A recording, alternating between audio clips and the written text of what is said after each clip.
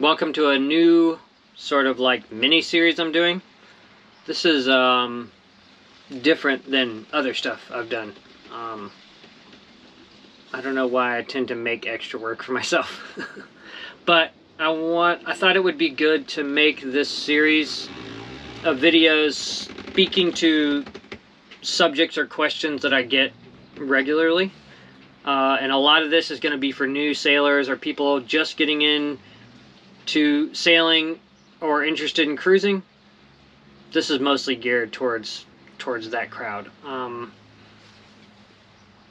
These are going to come out one a day for 5 days, which is kind of bonkers. I've never done anything like that. But I just wanted to do this collection in a tight group so that it didn't push the rest of my content too far out. And I think it's stuff, I think there's a lot of information that will be valuable for people all over the board, you know. So I have my computer here, so I'm going to be looking at from time to time. The 5 subjects are learning to sail, like ways to get onto boats, to gain experience, that whatnot. I'll go over a bunch of different ideas with that. Video number 2 is going to be need versus want. What do you need to go cruising? So we're going to go down that subject pretty extensively. Video number 3 will be route planning, weather, storms at sea. That'll probably be a shorter little video where I just kind of touch on those subjects and less of sort of, you know, not as like really drawn out. But just to give you an idea as to like, you know, what to think about and resources to look at to start learning how to do route planning and whatnot. Video number 4, security, pirates and bandits and safety. I get asked a lot about pirates, which really only exist in very specific waters around the world. They're not a wide concern. But bandits, on the other hand, like local thieves, that's something that you have to think about kind of anywhere. So I'm going to go down what you'll want to consider as far as security goes, and hopefully demystify a lot of that stuff, because I think people think that it's a scarier or a bigger problem than it is, and it's not. So I'm going to go down and talk about everything there is to know about that subject. And video number 5, the impossible dream.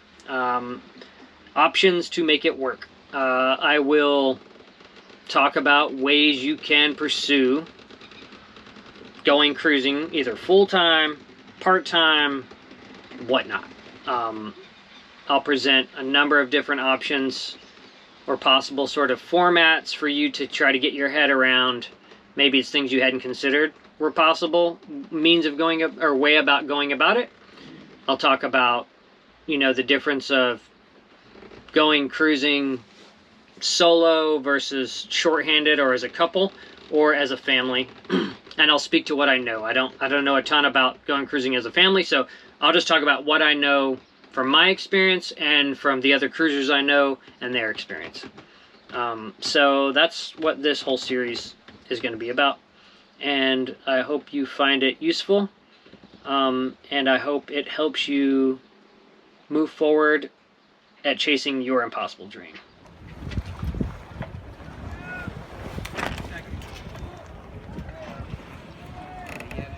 Alright, this first video is going to cover the subject of learning to sail and getting experience. Maybe it's a case of you've been seduced by the idea of sailing around the world, but you don't know where to start, which very much happened to me. So I think that this will present some ideas for you as to where to even begin. So let's say you've read a sea story that inspired you or excited you. A lot of people get turned on to the idea of sailing around the world by the book The Dove, or Joshua Slocum's book, or any book. Or maybe you found out about cruising and sailing to distant shores through YouTube. You saw other, channels doing it, and you're like, that seems like an incredible lifestyle. And so maybe that's what got you, interested and addicted to the idea of cruising under sail. So then you got to be like, okay, well, I don't have a boat, I don't, I don't know how to sail, so what do I do? So the first thing I always tell people when I'm asked this question is get on a boat and go sailing. Start out with some day sails, do as many of those as you can on someone else's boat. I got turned on to sailing in a unique way where I was an artist in residence on a sailboat in northern Scotland. I spent 21 days doing kind of intense, like wild adventure cruising, not knowing at the time that it was like wild. I was in very kind of wild places on an amazing boat with a very skilled captain, Celia Bull. But then when I got back to Los Angeles, I was like, okay, this is, I need to do a lot. I need to make this my life. So how do I do it? I started out by going on Groupon and doing day sails. I also would go on what used to be, I don't know if it's still around, but there was meetup.com, which is like people with common interests. And I would go on Meetup and sign up for every day sail that was on there. Every time. It was like 20 bucks a sail or something back then. And I would just go out on every boat I could. And same thing. Like, try to find your way onto boats doing day sails. And then after you've got a couple of those and you know that you actually like it and it's something that, you know, you're interested in pursuing, then you can try to get on as like crew on amateur race boats. So pretty much every marina anywhere has a weekly race night during the sailing season. And a lot of boats are always looking for what they call rail meet, which is like inexperienced sailors even that just sit on the side of the boat to level it out. But even if you're not competitive, which I'm not competitive, but I found my way onto 2 different race boats. Thank you, Mark Wilson, for originally getting me on race boats. It's the best way to learn how to sail is racing, because you make so many maneuvers in a short time. You're doing sail changes, you're tacking, you're really using the most of the wind. Where a day sail will be casual, people are having drinks, you're on one tack, you know, you turn around, the sun's setting, you do one tack back. And even to the more extreme, I sailed from Hawaii to French Polynesia 2,300 nautical miles on one tack. Like, I never changed tacks for, I think it was 26 days or something.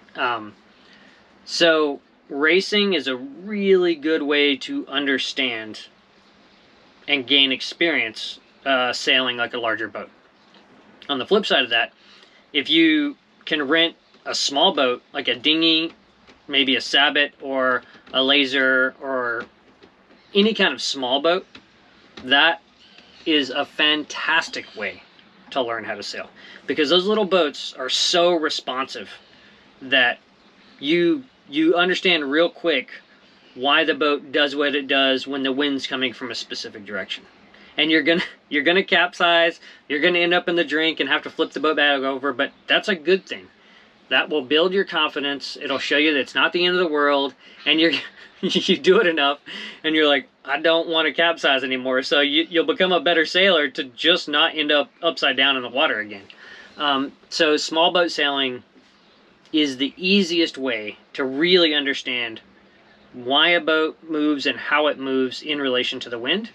Because on a boat this size, or even a little smaller, like even a 20-foot boat or something, the response time is much slower. So you'll make a correction, and it takes a bit before that correction kind of takes place.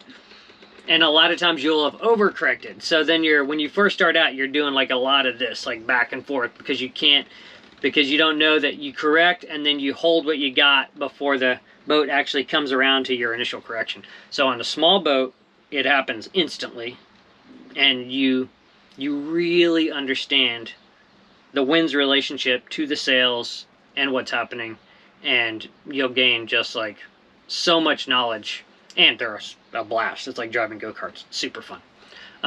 But if you can get on a race team, that is the best way to like really learn.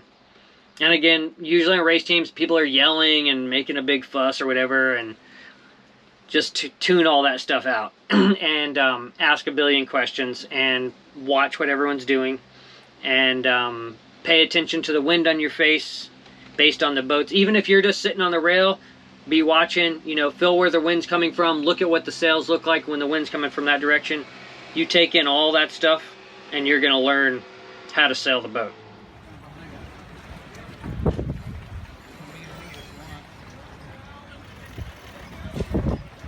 Now, another option is obviously you can take sailing lessons, either from like a private skipper or from the ASA.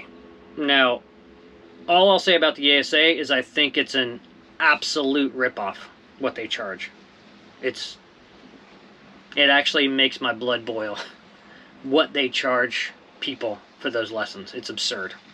And if I wasn't sailing around the world, I'd probably start a nonprofit and undercut them by 50% just so that I could make affordable sailing lessons for people all over the country. But I have other fish to fry, as they say.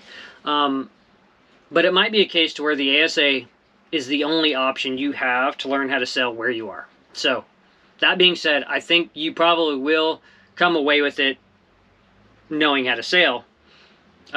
When I was first learning how to sail, I could never have afforded what they charge. And so that's probably one of the reasons that I have such a bad attitude about them. But it might be your only option. But you could also look into finding other sailors, you know, who offer private lessons, and it might be comparable cost-wise. And then you would have actually more sort of like dialed in attention for you, and you could ask sort of structured questions where they weren't just like running you through this like process to get your $1,000 or whatever. So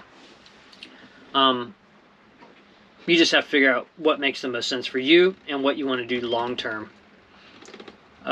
If you're like really interested in the idea of ocean sailing, definitely do everything I talked about first.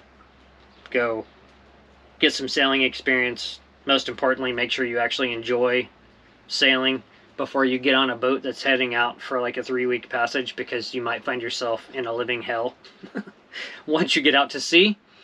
But let's say, okay, you've decided for sure this is for me, I'm really into it, and you want to do your first ocean crossing. There are a number of different websites that are like sailor placement websites, and I signed up to all of them when I first started sailing. There's like, I think it's Crew Finders and Crew Seekers. I'll put some of them on the screen right now, some of the URLs. And basically you go on there and you set up like a profile and talk about what you're looking for and what your experience is, and then you can search through all the captains looking for crew. A lot of boats, it'll be a situation to where you're coming on as crew, you're going to work for free, and you have to fly yourself to wherever the boat is and fly yourself home. But you're going to be gaining experience, and usually they'll pay for all your provisions. Sometimes it's a case to where they want you to contribute to the provisions if it's a small boat, or the captain doesn't have a ton of dough but he needs crew, and you know, it might be worth your while to make that financial contribution so that you can gain ocean sailing experience. Some other ones like want you to pay for the berth. I would steer clear of those. Totally. It's like, especially if it's just like some random dude trying to charge you to go sailing with him when he needs your help more than you need his help. If it's like a professional charter company, then that's a different thing. But if it's just some rando, I would definitely be suspect of those arrangements. Another thing to consider on those sailor placement sites, if you're a solo female sailor, which I don't even have to tell you all this because you live with it every day, but there's a lot of creeps out there. One good red flag to look for is if the captain says, female crew only, clothing optional, you know, it's that sort of vibe. So, but, I mean, women have to deal with this all the time, so, but just know that, obviously, that's something that also exists in that, on that platform. I would say if you can do a FaceTime call or two with whoever the captain is ahead of time, that would be better than just like flying and meeting them and going. Which I've joined several boats without sight unseen, no phone conversation, just emails, and I just showed up. But I'm a dude, so there's no sort of safety concern for me. And I never had a bad experience showing up and crewing on deliveries. I guess that gets me to the point of crewing on yacht deliveries versus crewing on people doing ocean passages, maybe across the Atlantic or through the South Pacific. I would say if you can get on crewing for an ocean passage with a skipper, a captain, or a family, or even a couple who are cruising full-time or circumnavigating, that's going to be a much better scenario than doing a yacht delivery. Because a lot of yacht deliveries, those boats have been sitting for a long time, maybe they just got sold or something, and they can be very miserable. Like, the autopilots will break, you know, the diesel tanks will be clogged, there'll be mechanical failures. Yacht deliveries can be really challenging, and it might put you off to ocean sailing when it doesn't need to. So I would say if you have the choice between the two, go with a boat that's already outfitted. There still might be breakages because that's just the nature of ocean sailing, but you're going to have a better sort of experience and like sort of like possibility of like a successful passage if you know it's an ocean going boat that's already outfit. And it's like, if the captain on board, if it's his boat, then obviously it's a different thing than if someone's hired to just move a boat. So that's just something to think about on that subject. Now there's another option as well. It's quite a bit more expensive, but if you're financially able to, there are companies like 59 North Sailing, who I'm going to be sailing with very soon, and John Kretschmer Sailing, and there's a couple of other ones out there that they offer sort of high-end ocean sailing passage making experience with like very skilled captain and mates. You'll pay anywhere between $5,000 to $10,000 for a berth, depending on the length of the passage. That covers like all of your food, and it gets you on a really like state-of-the-art boat with a very, very experienced skipper, and you'll sit watches in the watch rotation. I'm sure you can have a trick at the helm. You'll learn so much that, like, that's the best way to think about it. If you're doing those high-end ones, it's no different than taking, like, almost like a private, very selective, like, high-end class. So it's almost like grad school for sailing. So, and also, you know, if you went on vacation somewhere and had to pay for hotels and transportation and your food and everything, you add up all those numbers, and the difference between that and the experience you gain on an ocean passage on one of these high-end boats, it's pretty close to balancing out. So if you can afford it. Like when I started out, there's no way in the world I could have afforded to go on a boat like that. So that's something that, you know, you just have to, it's a case by case based on what you want, the level of which the experience you want, what you're comfortable with, and what you can financially swing.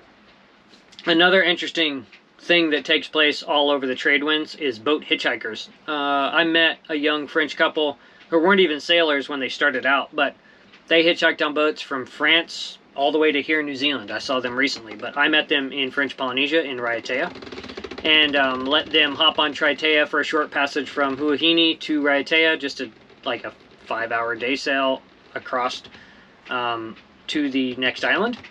And they told me about how they had just like literally hitchhiked all over, and they said there are Facebook groups set up for finding crew or even for boat hitchhikers, and then they would also just get to a place, have no other boat that was continuing on, and like made fancy cards and would walk the docks and put them out, or go into the cruiser's lounge and put them there, because people are almost always looking for nice chill crew, even just to sit watches.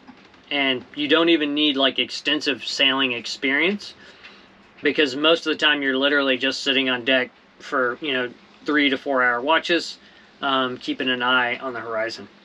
So that's another sort of interesting way to gain experience as a boat hitchhiker. But they're more of like backpackers that just kind of like hop around the world on boats, where most of the boat hitchhikers I've met I don't believe will go on to own their own boats. So it's kind of a different scene. But knowing that those Facebook groups exist for different regions, that would be worth checking out as well.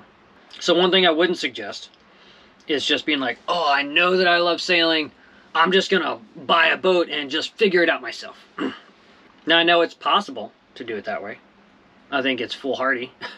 And you might find yourself hating sailing and being stuck with a boat that you got ripped off when you bought because you didn't do enough research or didn't know enough to know that you were buying an overpriced boat, and now here you are, you've spent all your savings, and it turns out you don't even like this thing.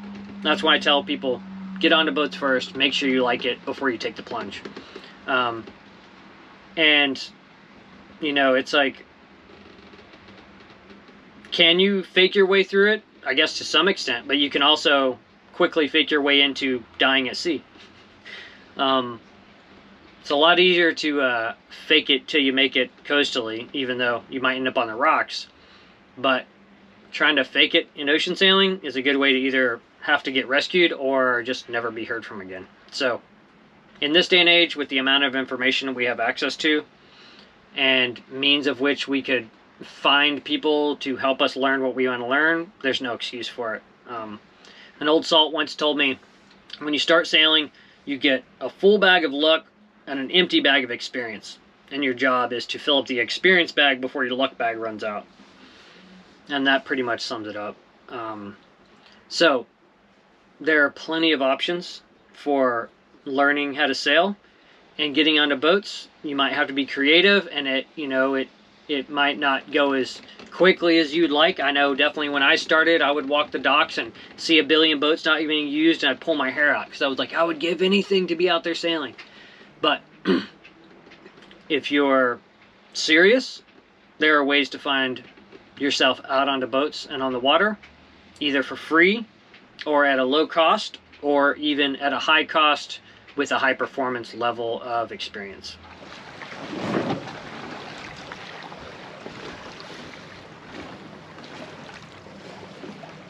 I hope you enjoyed this episode of this mini-series. The next episode will be need versus want. We're going to talk about things to consider when you start shopping for boats or outfitting boats for ocean cruising and sailing around the world and just going for a wander. Thanks for watching. Fair winds until next time. If you enjoy the content on this channel and would like to contribute, you can consider joining the Patreon crew. Thanks for watching. Fair winds until next time.